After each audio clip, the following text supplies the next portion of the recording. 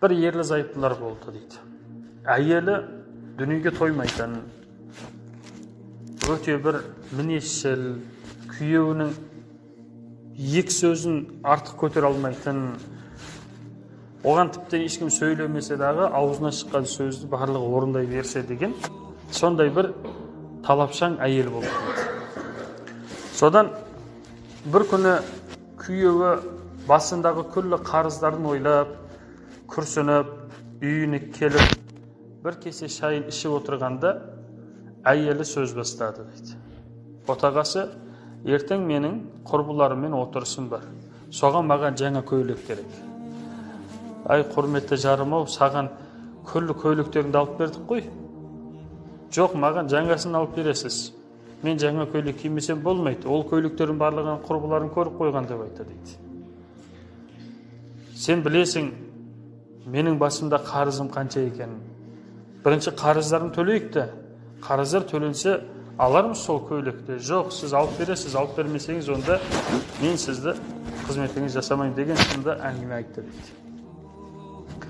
Содан күйеуі, ренжіген күйе шай орнында қалды, ой орнында қалды, намаздарын оқыды да төсекке жатты дейді.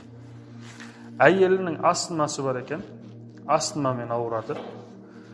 Түннің жарымында ұйықтап жатып, ауасының қысылғанын, тынысы тарылғанын біліп, оянып дәрісін іздейін деп тұрса, жанында ешкім жоқ дейді. Не баласы, не күйеуі.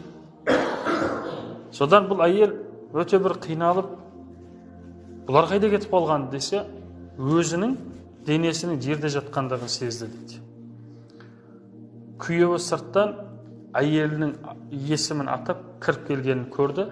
Бұл әйелі күйеуіне жауап беріп жатыр, бірақ күйеуі оны естімейді. Өйткені ол өмірден өткен еді дейді әйелі.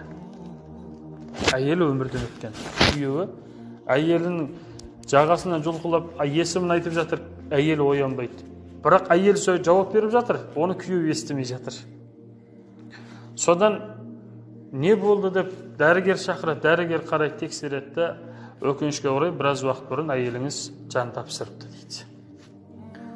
Таң жарысты, таң жарығы атқан уақытта күллі сырттағы ағайын туыстар жиналды дейді. Жиналды да көрші қоланның аузынан шыққан сөздерге жаңағы марқұм болған әйелдің құлағы тұрды дейді. Ай, мынау жаман әйел өліпті ғой ақыры, күйеуіне күнделікті күн бермейтін, оңбаған әйел еді, қатыгез әйел еді деп әйелдердің өсегі өрбей бастады дейді. Содан бір уақыт жаңағы жігіттің інісі келіп, аға, жеңшемізді қайда жерлейміз десе, өзінің ата-анасының алдына алып барып жерлейміз деп осылай жауап берілді. Содан барып қабіршілер қабір қазу басталды дейді. Енді имам келіп жаназаға тұрды, мәйіт қойылды ортаға дейді. Қойылғаннан кейін имам сұрады дейді. Сіз әйеліңізге разысыз ба деп. Сонда еркек тұрды да көңілі түскен күйі разымын ғой деп айтты дейді. Ал артында тұрған әйелдер сөйлей бастады дейді. Ай, күйеуі разымын деп айтты ма? Бұл әйелге қалай разы болсын?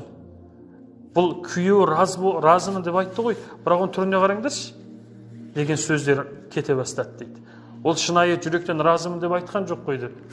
Содан күллі еркектер әйелді табытын көтеріп зиратқа қарай жол алды дейді. Зиратқа барып жақындаған уақытында қабірге жақын қойылғанда қабірден марқұм болған анасының дыбысы естілді дейді. Әй, сен неге келдің сен? Сен не үшін қабірге келе жатсың? Күйеуін разы қылмаған, күйеуінің көңіліне ақау салған, күйеуінің көңілін ренжіткен әйел, сен неге келе жатсың? Мынау қабірдің айналасындағы естіліп жатқан, сенің қабіріңнің көршілерінің бәрін естіліп жатқан, шыңғырып жатқан дыбыстарды естіп жатсың ба дейді қызына. Иә, анажан, естіп жатырмын десе, бұның барлығы сенің келіп жатқаныңа жылап жатыр дейді. Өйткені сен күнәһарсың. Сен келу арқылы сенің азабың бұларға да тиеді деп анасы осылай айтты дейді. Содан қабіршілер қабірді толық ашты дейді. Мәйітті қойды, бір күрек топырақ тасталынды, әлгі әйелге қызу сезілді дейді. Қабірдің қызған оты әйелдің денесін күйдірді. Қабірді толық жапты. қабір сондай қайнап кетті. Әйел шыдай алмай қалды дейді. Шыдай алмай қалды да орнынан қарап көзін ашса, ол үйінде ұйықтап, түс көріп, түсінде қабірде оянған екен. Содан есін жинайды. Қараса жанында баласы ұйықтап жатыр. Сыртқа шығып қараса, таң атып, таң намаз жақын келе жатқан уақыт екен. Орнынан тұрып, орамалдарын тағып, үйінде ашылмай қалған Құрандарды алып, жай намаздарды төсеп, күйеуіне дәрет су дайындап жүрсе, күйеуі тұрып, не болды саған? Бұл уақытта тұрмайтын едің десе, отағасы, сізге бір қызмет жасайын деп едім да деген екен. Сен бұлай емес едің ғой десе, енді менің сізден басқа күйеуім бар ма дейді. Жоқ десе, демек мен сізге қызмет жасаймын. Келіңіз бірге намаз оқиық деп, екеуі бірге намаз оқыды дейді. Екеуі бірге намаз оқып болды да, әйелінің сөзі, отағасы, анау құрбыларыммен отырыс бар деп едім ғой десе, күйеу қарап тұрып, өтініш, осы нәрсені қазір айтпашы, таң атпай, көңіл күйді бұзбай десе, жоқ, сіз тыңдаңыз дейді. Мен сол отырысқа бармаймын дейді. Тіптен базарға барып, сізге көйлек алайықшы, өзімізге емес дейді. Менің көйлегім бар ғой десе, жоқ, бар болса да сізге бір көйлек алайықшы дейді. Сен дүниені жақсы көретін әйел едің ғой десе, жоқ дейді. Мен дүниені емес, мен керісінше сізді жақсы көремін.